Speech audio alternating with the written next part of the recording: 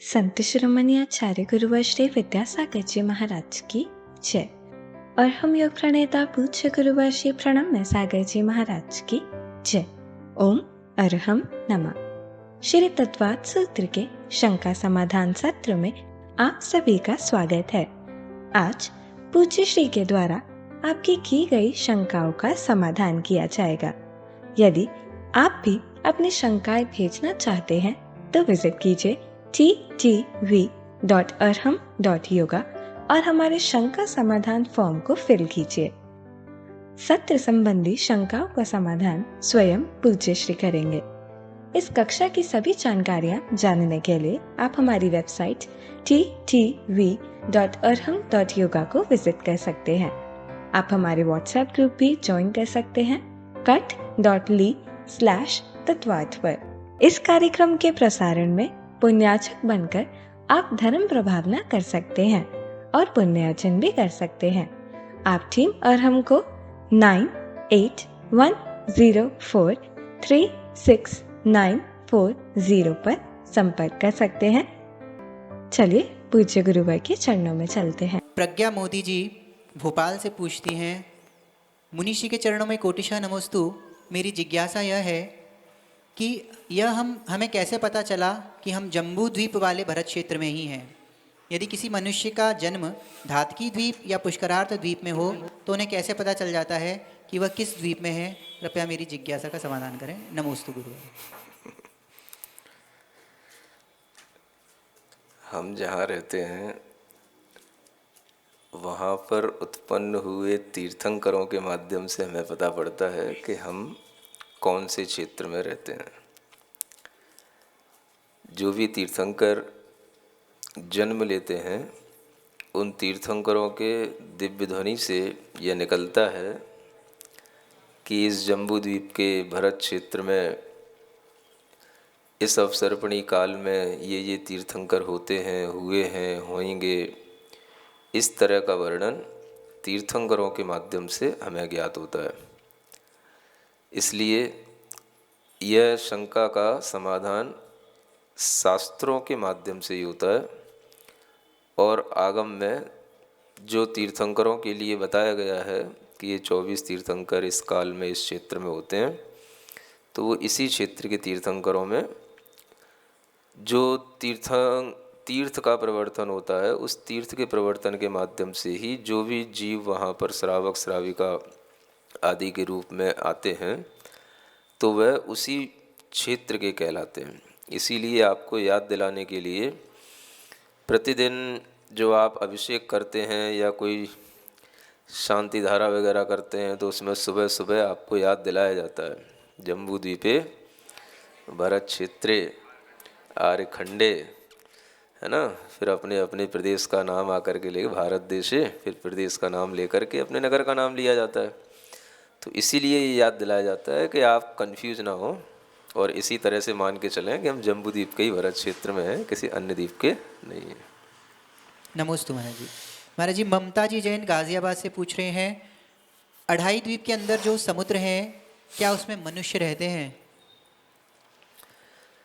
ढाई द्वीप के अंदर जो समुद्र हैं उनमें मनुष्य रहते भी हैं और रहने के लिए अगर देखा जाए तो उन्हें अंतर्द्वीपज मनुष्य कहा जाता है। कुमानुष की संज्ञा उनको प्राप्त होती है।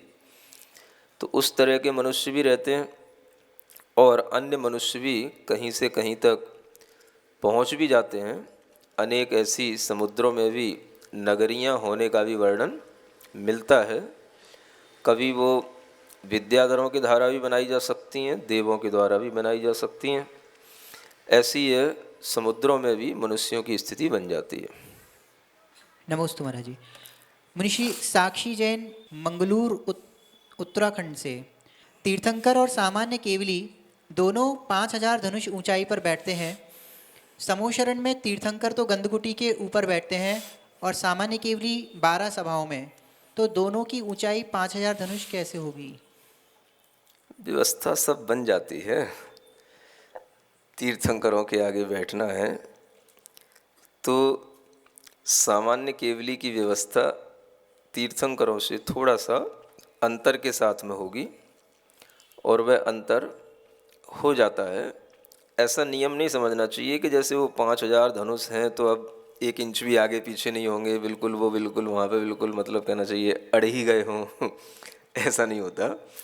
वो सब कुछ जो है व्यवस्था के अनुसार परिवर्तित भी होता है।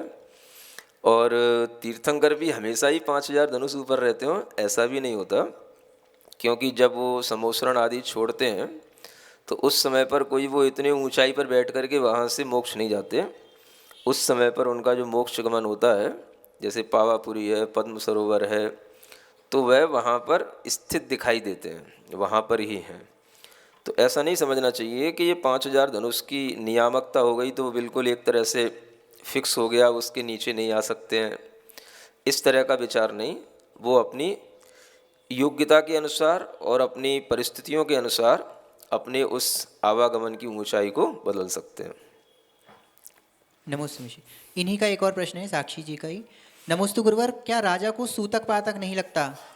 क्या चक्रवर्ती के घर में जब संतान होती है क्या तब भी नहीं लगता? हाँ, राजाओं को सूतक पातक, चक्रवर्तियों को एक विशेष काल की अवधि में, अब चक्रवर्तियों के इतना बड़ा परिवार है, 96,000 क्या है रानियां हैं, साल भर चलेगा तो वो तो फिर कभी धर्म ध्यान कर ही नहीं पाएगा, कभी कोई पूजा विधान कर ही नहीं पाएगा। तो ये जो सूतक और ये सब पातकों की व्यवस्थाएं हैं, ये थोड़ा सा ऐसा लगता है कि ये सब पंचम काल के हिसाब से जब मोह की मात्रा ज़्यादा बढ़ जाती है, मोही जीवों के लिए ये ज़्यादा लागू होते हैं। इसीलिए आपको एक बार बताया था प्रवचन में, कभी आपने पुराने प्रवचन याद करना, कि जिसका जितना बड़ा परिवार होता है उसका मोह उतना कम होता है, और जिसके परिवार जितने छोटे होते हैं, एक बच्चा होगा तो उसका मोह बहुत प्रगाढ़ होगा। ये एक दिन आपको इसीलिए बताया था। इससे भी यही चीज़ सिद्ध होती है कि सूतक पातक क्षत्रियों के लिए इसीलिए नहीं लगते क्योंकि उनके पास में बहुत उनकी संतानें होती हैं और उन्हें उससे ना तो उतना हर्ष होता है और ना उतना दुख होता है जितना एक सामान्य व्यक्ति को हुआ करता है। तो यही उनकी क्षत्रियता की विशेषता होती है और इसी के कारण से वो उनको सूतक पातक का दोष नहीं लगता है। नमोस्तु मुनिषी। मुनिषी अर्पिता जी थांडला से पूछ रही हैं, नमोस्तु गुरुदेव, क्या जैन आगम में ऐसा कोई उल्लेख मिलता है जिसमें शूद्र विद्या से किसी के मन की बात जानी हो और उसके मन तथा आचरण को नियंत्रित किया हो? अगर हो तो इससे बचने के क्या उपाय हैं? विद्याओं से किसी के मन की बात नहीं जानी जाती।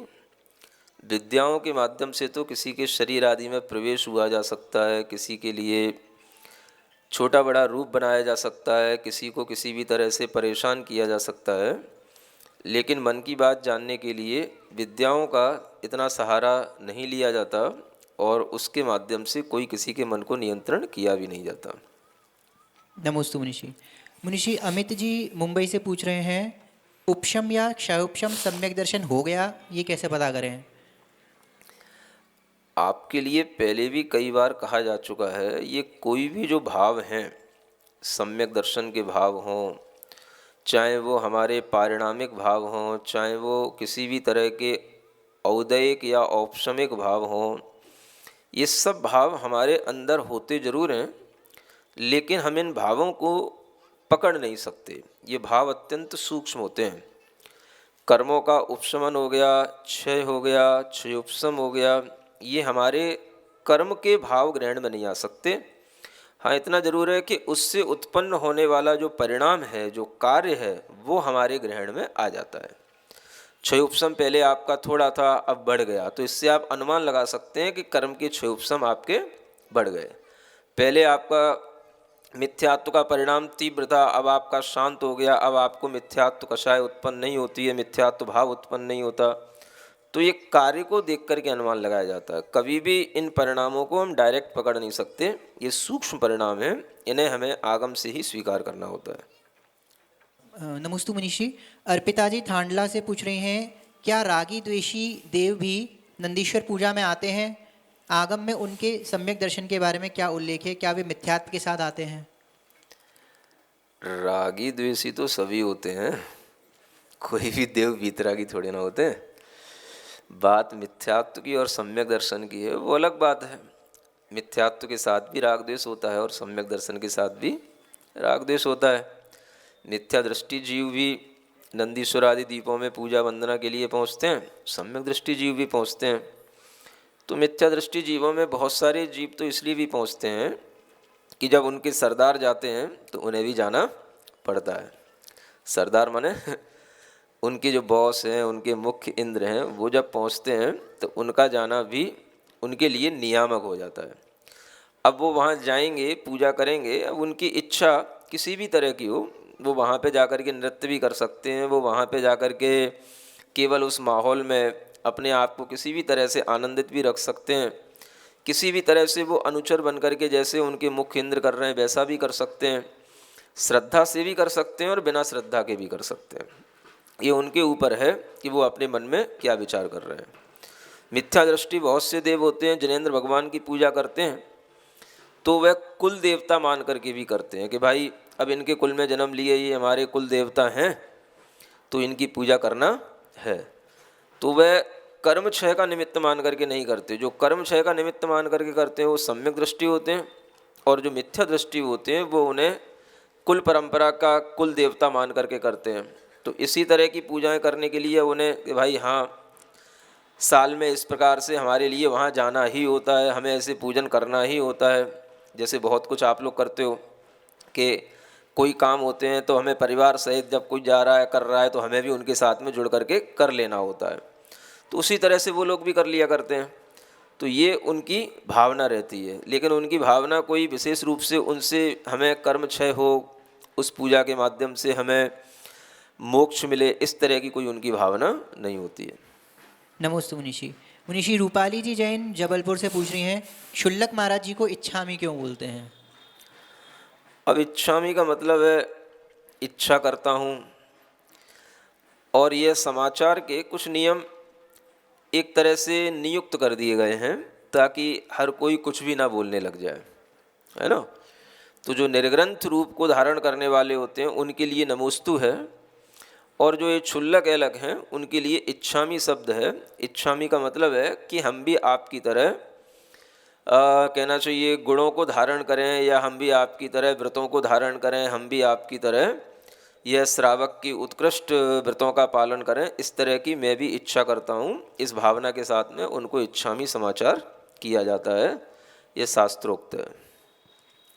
नमोस्तु मुनिषि। प्रीति जी जैन कमला नगर आगरा से पूछ रहे हैं, दशलक्षण और अष्टानिका में अशुद्धि आना किस पाप कर्म का संकेत है? इसे पुण्य कर्म में कैसे बदलें? ये सब तो स्त्री पर्याय के कारण होने वाली स्वाभाविक गतिविधियां हैं। हर चीज़ को हम अंतराय के रूप में न देखें। अंतराय कुछ विशिष्ट कार्यों के लिए जब हमारा मन बना हुआ हो और उसमें व्यवधान आए तो वह अंतराय कहलाता है। ये सब जो एक चक्र चलता है, उस चक्र के तहत अपने अपना टाइम आता है और उस टाइम पर ये सब गतिविधियां होती हैं। फिर भी अगर ये अंतराय कर्म आपको महसूस होते हैं तो इसी से आपको समझना चाहिए कि स्त्री पर्याय होने के कारण से हम इन धर्म कार्यों से वंचित रह जाते हैं। और इस तरह से यह अंतराय, अगर नाम आप पूछना चाहते हैं कि कौन सा अंतराय है, तो इसे अपन लाभ अंतराय कह सकते हैं कि हमें धर्म लाभ होने वाला था, वो हमें नहीं हो पाया। इसको इसी तरह से देखना चाहिए। नमोस्तु मुनिषि। मुनिषि शांतिलाल जी व्यवहारे गंगापुर से पूछ रहे हैं, लवण समुद्र में मुख्य 4 पाताल और लाखों की संख्या में क्षुद्र पाताल हैं। ये पाताल क्या हैं? क्या ये पाताल लोक है? हाँ, पाताल माने गहरी अवस्था वाली चीज़ें, जो बहुत गहराई तक भी लवण समुद्र के अंदर जो बनी हुई चीज़ें हैं वो पाताल के रूप में कही जाती हैं। तो कुछ जो है छोटे व्यास को लेकर के वो गहराइयाँ हैं, उनको क्षुद्र पाताल कहेंगे। कुछ जो है बड़े व्यास को लेकर के वो गहराइयाँ हैं, उनको बड़ा पाताल कहा जाता है, ऐसा समझना। दूसरा प्रश्न इनका, भोग भूमि के मनुष्यों का आहार बेर जैसा, बहेड़े जैसा और आंवले जैसा है, तो उनका शारीरिक बल कितना होगा? उनका शारीरिक बल तो भोग भूमि के जीवों को अपने उत्कृष्ट सेनन के अनुसार प्राप्त ही होता है। ये सब तो थोड़ा सा क्षुधा वेदनी जो असाता वेदनी के कारण से होती है उसको मिटाने के उपाय हैं, और वह असाता वेदनी को दूर करने के लिए इन चीज़ों का इस तरह से सहारा लेते हैं, और वो उनके लिए उतना ही पर्याप्त हो जाता है। इसी का नाम तो भोग भूमि है। अगर ये व्यवस्था भोग भूमि में आप जैसे तरीके से आहार करने की हो तब तो फिर वो बहुत बड़ा कष्ट का काम है। जो जितना ज़्यादा ले, ज़्यादा टाइम तक ले, तो ये उतना ही टाइम तक अपनी असाता को दूर करने का, कष्ट को निवारण करने का वो समय देना है। तो इसीलिए भोग भूमि के लोगों को देख करके समझना कि देखो इनके लिए कितना सुख है कि इतना सा आहार लेकर के तृप्त हो जाते हैं। तो यही उनके लिए भोग भूमि की व्यवस्था उत्तम व्यवस्था होती है, ये बताने के लिए ये सामने बात आती है। और इसी से हमें समझना चाहिए कि उनके इतने ही आहार से उनको तृप्ति हो जाती है। वो आहार उनके लिए नाम मात्र का होता है, बाकी तो उनका बल अपना सहनन कभी भी कमज़ोर नहीं होता। वो तो केवल थोड़ी सी तृषा को, भूख को शांत करने के लिए इस तरह का आहार लेते हैं। नमोस्तु मुनिषि। मुनिषि सरला जी जैन पटना बिहार से पूछ रही हैं, गुरुदेव को बारंबार नमोस्तु। मेरी शंका यह है कि हर समय आत्मा में कषाय के ही भाव आते हैं, सम्यक दर्शन के भाव नहीं आते हैं, समाधान करेंगे। कसाय के भावों का सम्यक दर्शन के भावों से कोई विरोधाभास नहीं है। कसाय के भाव अलग चीज़ है और सम्यक दर्शन के भाव अलग चीज़ है। सम्यक दर्शन का विरोधी मिथ्यात्व परिणाम होता है। आप समीचीन श्रद्धान करके भी, तत्व श्रद्धान करके भी कभी कभी थोड़ी बहुत कसाय के भावों की अनुभूति कर सकते हैं, उससे कोई सम्यक दर्शन बिगड़ नहीं जाएगा।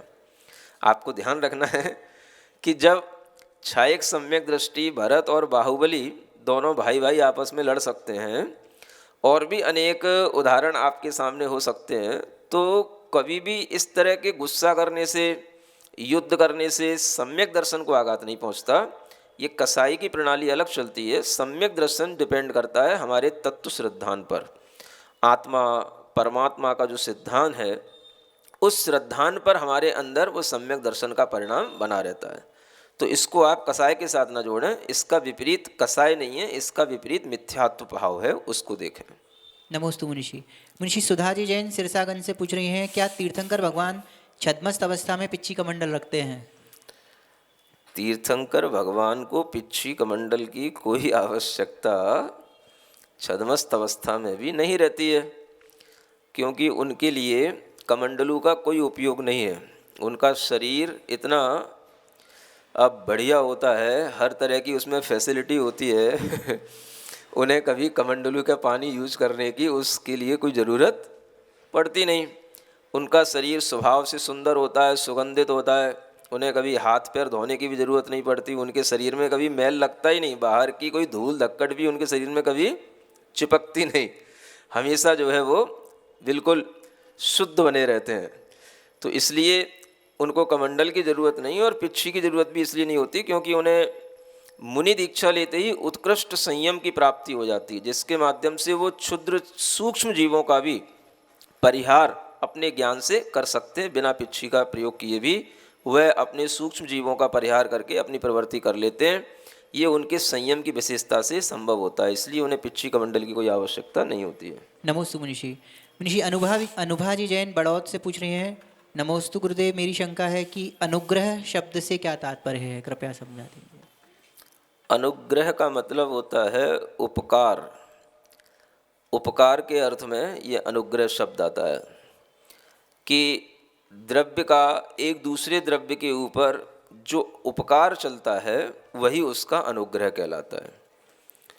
यह उपकार किसी भी रूप में हो सकता है। द्रव्य अपना अपना कार्य करे, उस कार्य में जो सहयोगी द्रव्य बन रहे हैं वही उसका अनुग्रह कहलाता है। यही अनुग्रह शब्द का अर्थ है। नमोस्तु मुनिषि। मुनिषि सचिन जी जैन अशोकनगर से पूछ रहे हैं, तत्वार सूत्र में कहीं तो संयुक्त अक्षर का 2 बार प्रयोग किया है और बहुत जगह नहीं, जैसे पहले सूत्र में नहीं किया, 9वें में किया है। उदाहरण के रूप में सम्यक दर्शन ज्ञान में संयुक्त वर्ण होते हुए भी ज का प्रयोग 2 बार नहीं किया, परंतु 9वें सूत्र में मति शतावधि में श का प्रयोग 2 बार किया है। ऐसा है, ये ज वगैरह के चक्कर में आप लोगों को पढ़ना नहीं चाहिए ज़्यादा, है ना। अपन लोग मतलब कहना चाहिए MP के, UP के हिंदी शुद्ध भाषा भाषी हैं। अपन को किसी की नकल नहीं उतारना चाहिए, शुद्ध भाषा में बोलें तो। अपन ज्ञान को ज्ञान ही बोलते हैं, है ना। अब जो गुजराती वाले होते हैं, जो महाराष्ट्रियन होते हैं, उनको शुरू से ही इनके भाषा में सिखाया जाता है ज्ञान को ज्ञान बोलना, ज्ञान, है ना। तो वो बोलें तो बोलें, आप लोग उनकी नकल ना करें। ये कोई गलत नहीं कहलाता है, ये सही कहलाता है। जैसी जहाँ की भाषा है उसको उसी रूप में बोलना। अपने को बचपन से क्षत्रज्ञ ऐसे ही सिखाया जाता है ना, वर्णमाला ऐसे ही सिखाई जाती है। इसीलिए आचार्य महाराज के समक्ष जब भी कभी ब्रह्मचारी लोग या मुनि महाराज लोग जब तत्वार सूत्र पढ़ते हैं, तो अगर कभी इस तरह से वो ज़्यादा अपनी पंडिताई दिखाते हैं तो आचार्य महाराज उसको पसंद नहीं करते हैं। समझ आ रहा ना। आप ना ज़्यादा उसको संयुक्त अक्षर के चक्कर में पड़े। जहाँ अत्यंत जरूरी होता है जिससे कि अर्थ कोई दूसरा प्रतिभाषित हो रहा हो, तो वहाँ पर संभाला जाता है। जैसे कि क्षमा बोलना है अपने को, अगर हमने प्रारंभ में बोलना है क्षमा, तो हमें ज़्यादा प्रयास करने की जरूरत नहीं, वो क्षमा बोलने में आ जाएगा। लेकिन जब हमें उत्तम क्षमा बोलना होता है तो वहाँ पर वो क्षमा छा न बन जाए, इसलिए उत्तमक क्षमा, इसलिए बोलना वहाँ पर आवश्यक हो जाता है। मोहक क्षयाज, इसलिए वहाँ पर इस तरह का स्वराघात करना जरूरी हो जाता है। लेकिन ज्ञा आदि शब्दों में ऐसा करने की कोई आवश्यकता नहीं है। आप सीधा सीधा बोलिए सम्यक ज्ञान, सम्यक दर्शनक ज्ञान, सम्यक दर्शन ज्ञान, जैसा भी आप बोलें वो सब चलेगा। तो इसमें इतना आपको परेशानी होने की ज़रूरत नहीं है। आप सीधा सीधा ज्ञान माने ज्ञान ही बोलें, है ना। नहीं तो फिर ऐसा होगा कि जैसे हमें कभी आपको ज्ञानी कहना पड़ेगा, फिर हम बोलेंगे जानी तो फिर आपको अच्छा लगेगा क्या? हाँ, तो समझ लेना। तो फिर जो है आप उसको समझ पाएंगे, समझ पाएंगे कि नहीं समझ पाएंगे, ये आप सोच लो। तो इसलिए ज्ञा को ज्ञा ही रहने दो, नहीं तो फिर हमें ज्ञानी को ज्ञानी बोलना पड़ेगा।